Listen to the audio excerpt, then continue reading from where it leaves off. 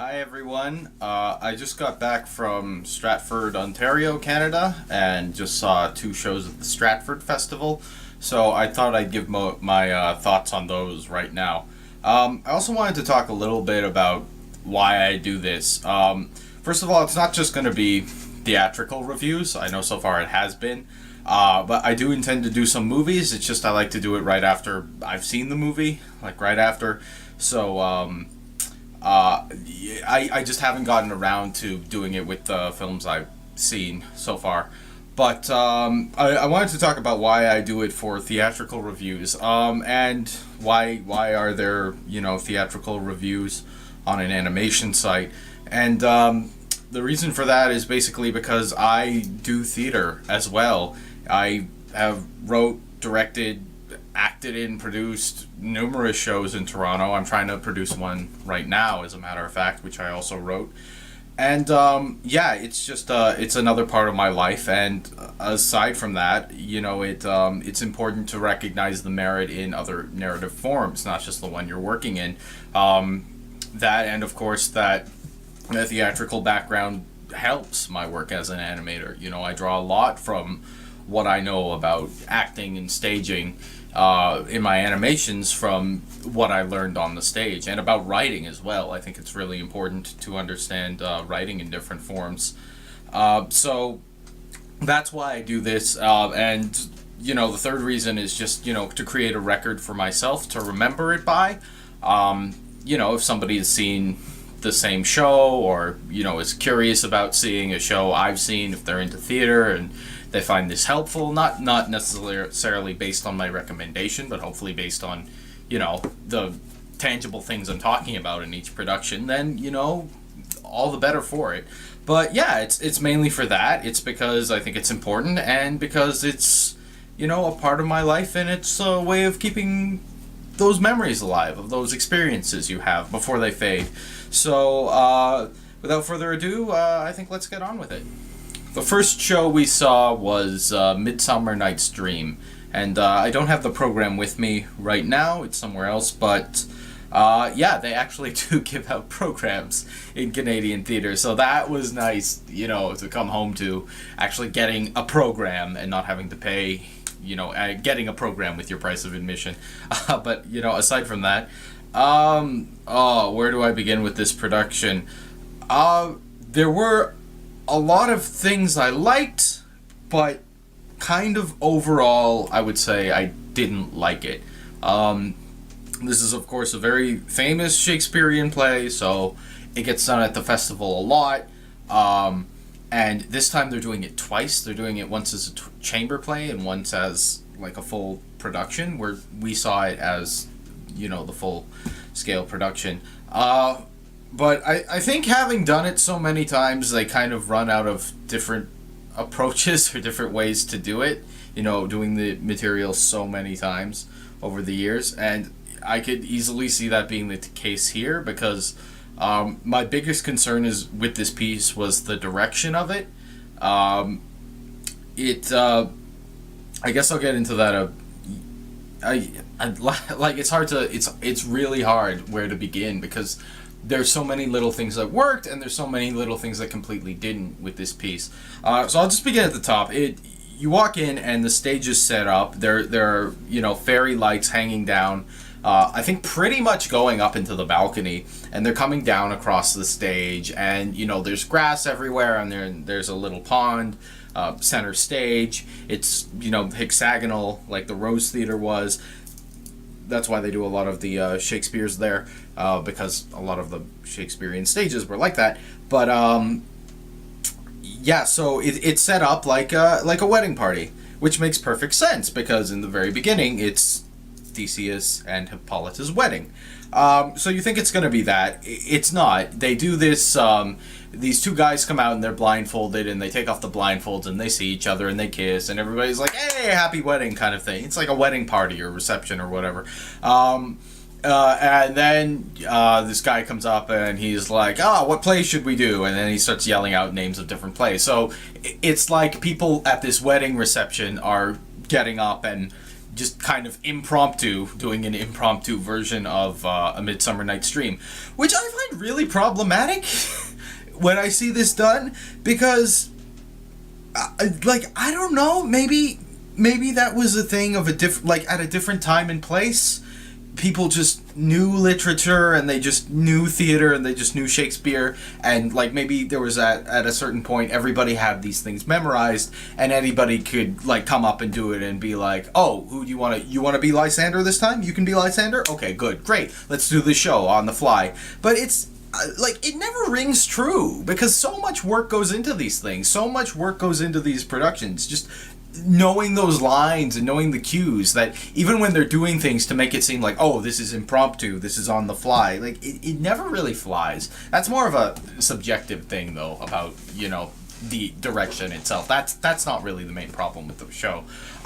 So they do that, and they do this play within a play thing, and it starts off with these two guys getting married, and when the beginning happens, and Aegeus comes in and says, Lysander, has made advances towards Hermia, but Hermia I promised to Demetrius, and so they cast. Sorry, it's been a long drive back. They cast Hermia and Lysander both as ladies. And so I thought, okay, we're going along with this theme that they established in the beginning. You see the two guys getting married, now it's two ladies who are in love. That's great. So I thought they were going to kind of make that kind of the point of the play, or at least be kind of a central theme, but it's not really. It's not really about gay marriage. I mean, what's her face? The Titania, the Queen of the Fairies, is like a man in drag. He's like a queen, I guess.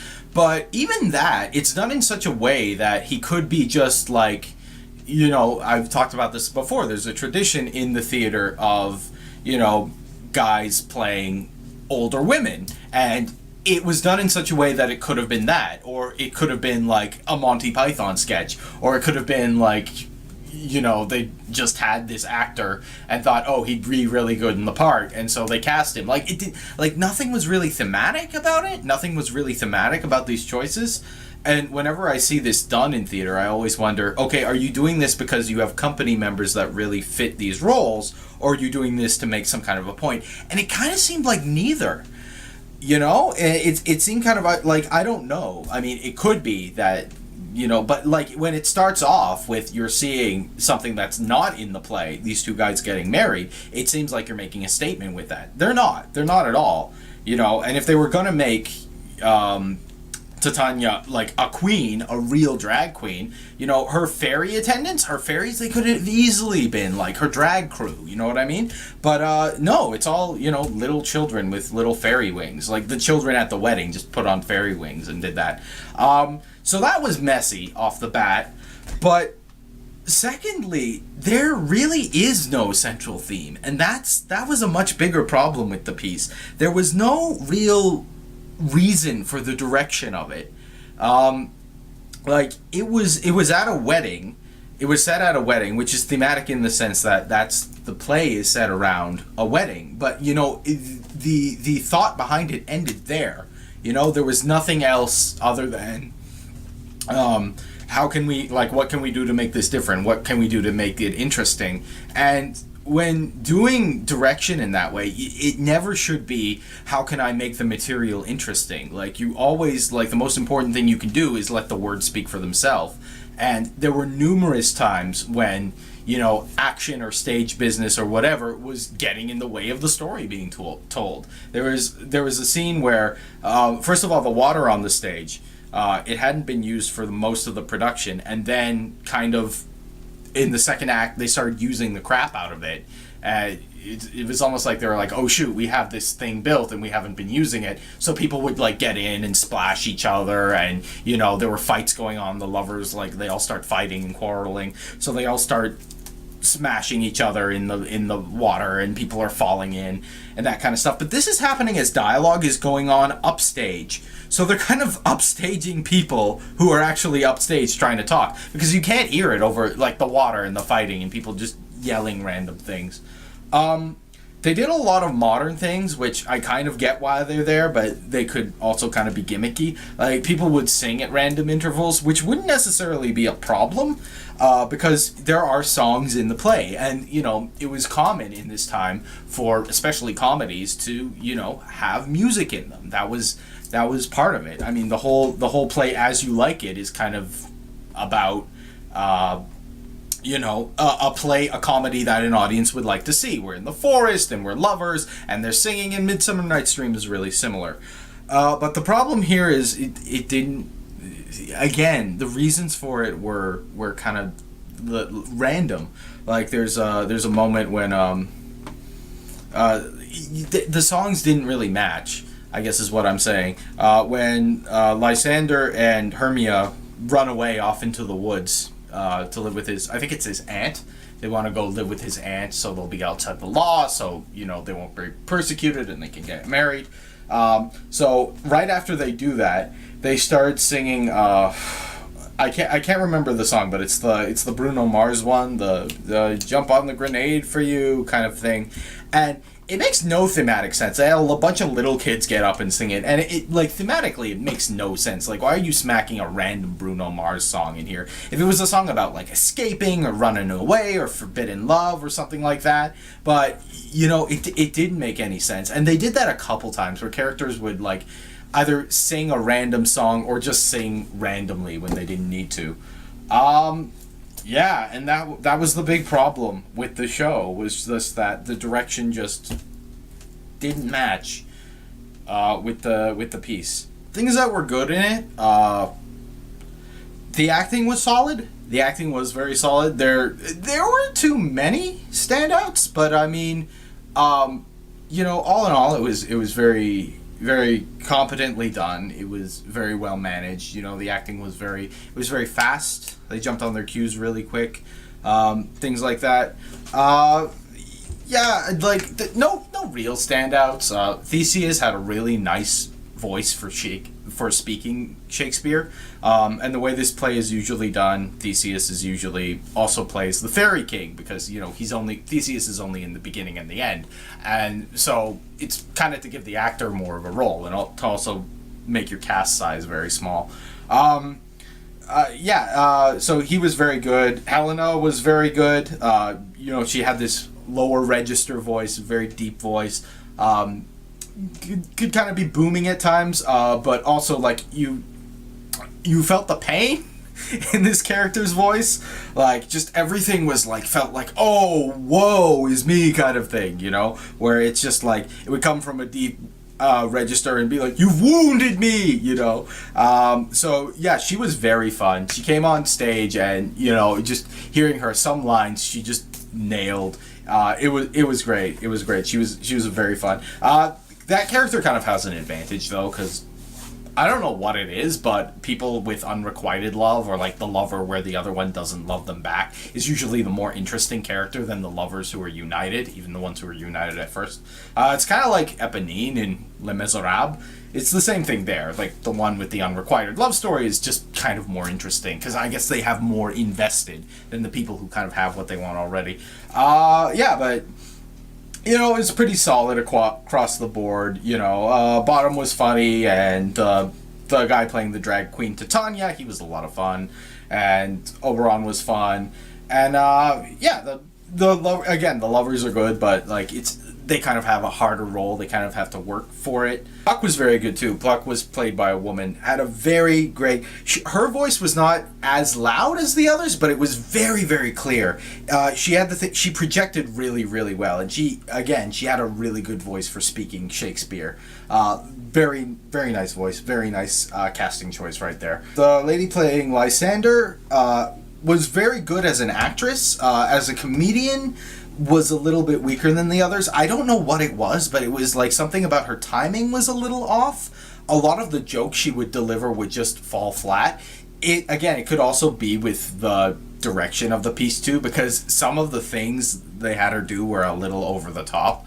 Like Like when she wakes up and the love potion's on her eyes and she sees Helena for the first time, she does the whole Red Hot Riding Hood thing. See, I said this would relate to animation. She did the Red Hot Riding Hood thing where it's like "Awooga, rawr, rawr, rawr," but it was kind of lackluster. You know what I mean? It wasn't like she went full for it. It's like she kind of went there, but not really. And a lot of the comedic things she was doing was kind of like that. Like she gets down and pretends to do air guitar at one moment, and it's like, but about as weakly as I was doing it there. It's, I don't know. Some of the comedic bits didn't seem invested, but like when she was angry, or the lines needed to be said really quick, or things like that. It was really good. It worked really well. Of course, the set was lovely. Like I walked in, everything's green. It looks like a wedding party. They had the cast members come onto the stage very, very kind of slowly, and they just kind of trickle on, and they're all dressed up nice, and they're wedding guests, and you see little kids playing, and they're jumping over the stream, and things like that. It looked nice. It was a very nice looking show. And it was well acted, but again, just certain elements just didn't jive. And again, it's the kind of thing where they don't jive and you don't quite know why always. For example, Aegeus was played by somebody who, again, I don't know this because I don't have the program in front of me, but he was either a deaf actor or just somebody who knew sign language. So he'd come out and he would do all his lines in sign language. And when, Hermia would speak back to her father, it would be in sign language too. There was an interpreter there who would say all the lines as he was saying them. And at first, I thought that was, again, like the whole gay marriage thing, I thought that was going to be a thing about the piece as well. This character comes out and, there are going to be people signing throughout the play. This is great. Deaf people can watch this play. Just that character comes on. He leaves, the interpreters leave too. And again, it's not a problem in and of itself. It's just when you make a choice on the stage, there has to be a reason for it. And there was no reason for so many of these choices. A lot of the reasons you could tell, a lot of the reasons were because you could tell the director thought it would be cool, or it had the problem, again, with a lot of the singing choices, which were oftentimes just inappropriate. You could tell it was like they were trying to make Shakespeare kind of hip and fun. We'll have characters kind of sing in this cheesy way, and, we'll put in some modern music so the audience will be hip and with it. And it falls flat. It's a director trying to take material which is already interesting and make it interesting because they think the play is kind of boring. That's what it felt like. That's what it blatantly felt like. And it's a disservice. It's a disservice to the actors. It's a disservice to the audience. It's a disservice to the source material, which is interesting. If you just tell that story, the story of Midsummer Night's Dream, it's a fun story. That's why one of the things they got right, there's two things they got right. The ending play, the play within a play where the mechanicals get up and they do their play, and it's really bad, but it's really good. That's usually done well, because when a director takes it, and it was done well here too, when a director takes that, usually they just go for the broke and make it funny, and they think of everything that can go wrong on a stage. They think of every amateur production they've ever seen, and they think of how that's, still charming and still redeemable, and they just add in all those comedic elements of stuff just going wrong and falling flat on the stage. And it really works. I've almost never seen that badly done, if I've ever seen that badly done. It's usually almost funny, because it's real, and the simplicity of what's there still translates today. I described it to somebody as it's like getting together with people and watching The Room or Troll 2 or something like that, where it's a bad movie, and particularly a bad movie where you can tell people are trying but failing, and it's kind of charming because they may not have got it, but by gosh, they're trying their hearts out. I mean, that's as simple as that scene needs to be. And usually directors just take it at that face value because they're trying to make it funny. And when that's what you're doing, you're just adding jokes to it, it completely works. Another scene which worked really well, and which I wish they had done more things like this in the piece, it was the scene where Lysander and Hermia are in the woods, and he's trying to lie closer to her. The way they staged it was like if they were going camping. They had camping gear, and she set up this tent She basically just threw it out of her knapsack and it kind of inflated, and that was funny. That got a big laugh. And then she crawls into the tent and she throws the sleeping bag out, and then Lysander's just looking around and then kind of crawls into the tent, and then you can see like bumps moving in the tent. You can see it moving around as they're in there, and you hear their voices saying their lines as they're in there. And it was a cute little scene. It was a cute little scene. It was very relatable, and it told the story. The whole point of this scene, the whole point of why have them doing it in a tent? Well, I mean, there's the comedic potential there because it's relatable, and it's also moving the story forward. It's also telling you what's happening. It's setting up a very important point in the play, which is why these characters have to sleep away from each other, which is an important plot point in the play. But, it's done in a way that's really relatable and moves the story forward. And it was a really cute little scene. And I wish this play had more moments like that. I wish it had more moments of, this is what's going on in the scene. We're going to do things that make sense in context and are funny. And we're not just going to add in random songs and fanfare to make it fun because modern audiences think Shakespeare is boring. I mean, it's, trust your source material, or, do a different play, write a different play, whatever. But trust your source material or don't do the show. So, it was a really mixed bag. Overall, am I glad I saw it? Yeah, I am. I am glad I saw it overall, because it's good to see different versions, different interpretations of something, even if it's something you know really well. I've seen several versions of this play, but seeing it done by Canada's premier theatre festival, and interestingly done not as good as like a college production I saw and things like that. So it's interesting to compare. But yeah, I was glad I saw it, and there were a lot of good things in it. There were a lot of good people, or a lot of talented, skilled people making this play and trying hard. I just wish the direction had been more cohesive. I wish it had been less about how do we get them to laugh with whatever funny crap we can pull off the top of our heads, and more about how can we make it funny in context. And that's where this play really missed the ball. There was no reason for the wedding. There was no reason for the sign language. There was no reason for the random songs. Have a reason for whatever you do. Again, I said this would relate to animation, and it does. Make your choices count, people. It's really important. All right, we're back. Let's talk about the second show I saw, which was, I have a program right here, actually, because in Canada they give programs. Alice in Wonderland. Well, actually, it's Alice Through the Looking Glass. I always seem to confuse those. But yeah, it's Alice Through the Looking Glass. What do I say about this one? But in the opposite of the other show, I say that in a good way, because there's so much to talk about. It was pure fun, silly, childish nonsense, and I loved it. It was just great. This is the kind of piece where the thing I've noticed about Stratford this year is, maybe this is always the case, because they kind of have like a larger budget because they've been around so long, and there's cultural grants and all that kind of stuff. But because they're a larger theater company, they can do things with a little more opulence than another theater might put on. You can, like Shakespeare's, you can put on relatively simply, because that was the way it was done in the day. There were very few props and costumes, a couple hand props, but nothing too elaborate. You don't have to go that way. But this is the kind of show that absolutely benefits from being a little more elaborate, and it certainly does here. There were just a lot of cool costumes and props and set pieces and special effects that they had in this thing. The very first neat thing that happened was when Alice actually goes through the looking glass. The looking glass is on a big kind of fireplace mantle, and she climbs up the fireplace and sits on top of it and says, "I'm going to go into the looking glass house now." And then the looking glass mirror starts to spin around, and on the other side, it's a double-sided mirror. On the other side, there's another actress who looks exactly like Alice, and it starts spinning, and you can't tell which is which.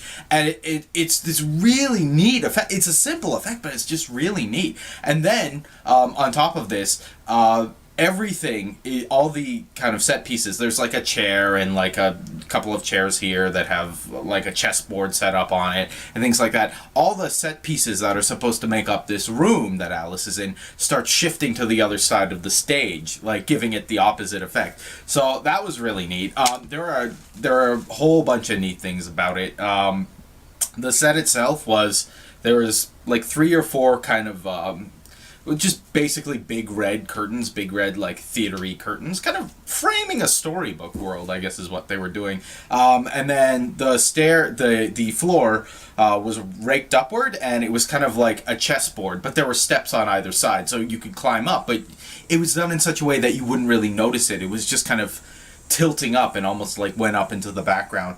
And behind was a big open kind of empty black square where occasionally like they would do a puppet performance and there would be puppets popping out there. They did Jabberwocky, and then they have these little stick figures in a boat, and there's waving fields of grass, because of course you go for a boat ride in fields of grass, things like that.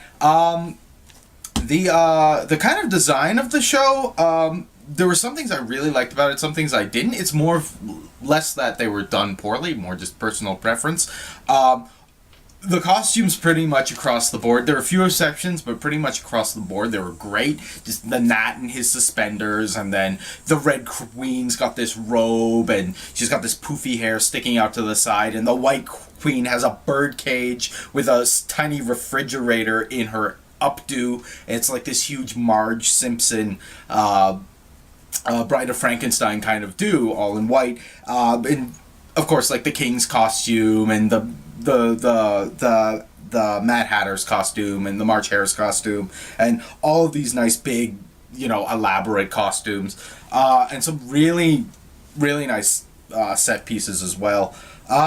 They had this thing where there were, first of all there were this kind of cast of people dressed in schoolgirl outfits, and they would do certain things. They were kind of like the invisible hands of the play. Like if people were running, they would grab their hair and like the train of their dress and flap it like it's flying in the wind. Like they're mischievous and they're there, but you're not really supposed to see them. They're supposed to be behind the scenes. And it was really fun because they got these really big men to dress in these schoolgirl outfits as well, and they're all smiling, just deviously and having fun, and sometimes whispering things at Alice like, look out the window, and it was creepy, but it was a lot of fun. It was hilarious too. They a lot of bicycles in the show. They did a lot of, for example, there's one point Alice finds herself on a train, and this big kind of train carriage set piece is bicycled in by 2 people on bicycles, and then stops in the middle of stage and then goes. And they did this for a few things. They would kind of bicycle things in. And because of this, some of the set pieces were made of metal, like there were trees made of twisted metal, I guess to kind of go along with the shape of the bicycles themselves.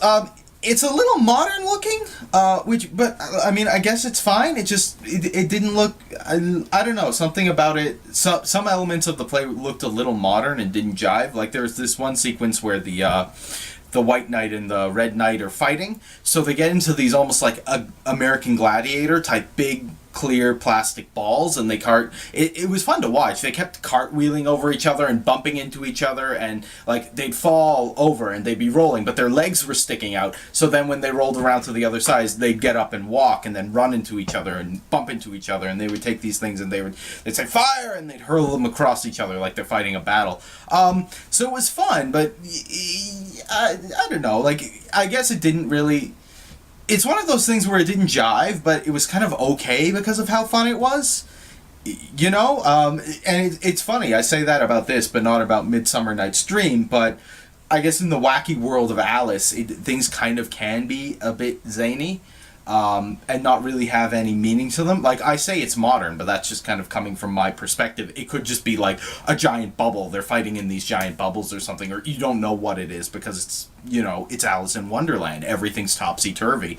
So, I don't know, just some things like that. There were some design choices too, like, there was a moment when they're like looking out into this playing in the background where they would have certain things appear, and you're supposed to be looking at the world, and little planets would go by on sticks, and then they had cutouts of the Eiffel Tower and the statue, and not the Statue of Liberty, the CN Tower in Toronto, but they were really small, so they looked kind of cheap.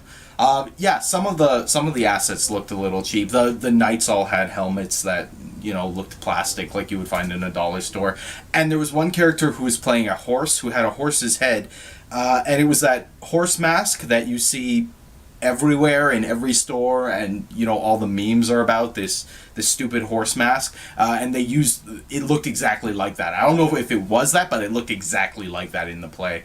So things like that were kind of sad, but this is an important part to mention. Humpty Dumpty, when Humpty Dumpty appears, so basically he was a neat asset. Guy basically painted his face white, stuck it through this giant egg that's sitting on top of this really tall wall, and he's puppeteering these little legs out in front that keep, you know, tapping, flipping forth and back. Sometimes he crosses his legs, and his arms were puppeteered by two people on the ground. They were long enough, each one, so Humpty Dumpty's at center stage. Each arm could stretch all the way out, almost past the wings. And there are these big, like long, there was like this felt, the arm was made of felt or cloth or whatever, and there'd be a still stiff hand, like a glove, on each arm. And there are these people with long poles. Again, the guys and girls in the schoolgirl outfits were puppeteering them on either side, and they'd be big, and they would be wave, and they would wobble, and sometimes he would point and gesture, and sometimes he would grab Alice and force her to pay attention with these long arms, which was a really interesting choice, and a kind of an important choice, I would say, because basically during that scene, the format of the play is Alice she's a white pawn in this looking glass world, and she wants to become the queen. So she has to get to the 8th square. So on each square, she meets another interesting character, and usually they give her a bit of poetry or a riddle or something like that. Just say their piece and move on. That was the format, basically. But with Humpty Dumpty, he's kind of removed from Alice. He's on top of this wall, and like he's saying this poem that doesn't really have a lot of story to it. So it's not like you can really illustrate that other ways.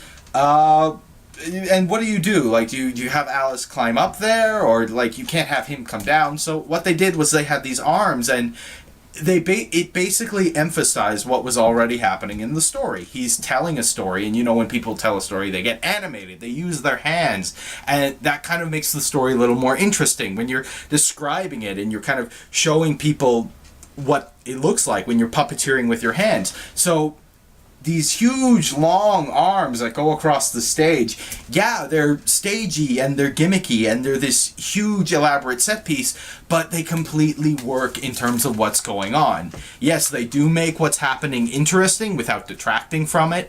They emphasize what's going on, and they give this character who's removed on top of this wall from this other character, gives that interaction. So Humpty Dumpty actually can interact with Alice. It was the perfect example of an elaborate set piece choice that completely works within the realms of the story and the character and what's going on. That simple choice adds so much. And again, going back to Midsummer Night's Dream, the main problem with that show was everything they added was a distraction from the actual story going on. This big showy element completely helped emphasize what was going on. It emphasized the storytelling. It emphasized the character. It gave a connection between Humpty Dumpty and Alice in this scene. And yeah, I know, I'm talking about Humpty Dumpty and Alice from Alice in Wonderland, but they still need to be characters. They still need to be relatable. And this choice completely did that. And that's kind of the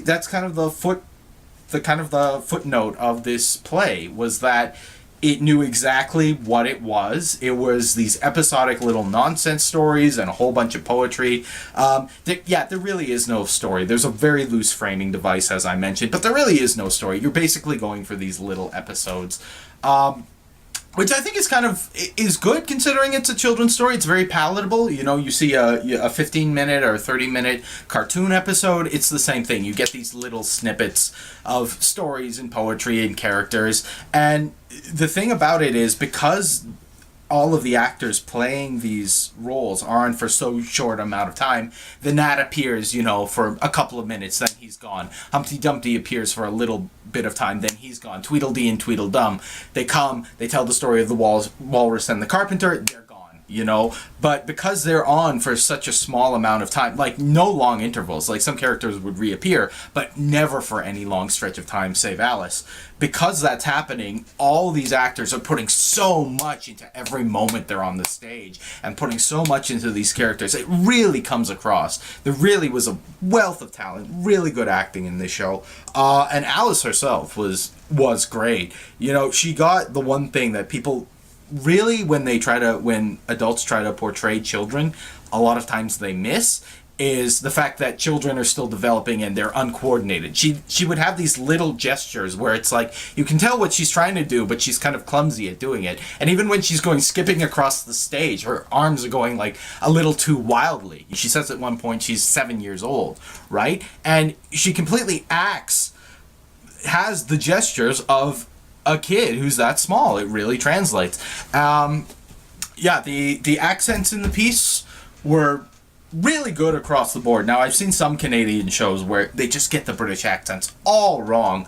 There are a few minor characters, like the actress who played Rose was unintelligible, and it didn't sound like she was doing a British accent at all. It sounded more Barbadian or something like that. But pretty much everybody, even though the voices are a little bit exaggerated, they're kind of supposed to be, because these are kind of storybook, cartoonish in a little way characters. Not in a pejorative sense, but they're a little bit larger than life. So, and they're a little bit more colorful than life. So they make these accents and these voices a little bit more colorful in life. It's not ingenuine.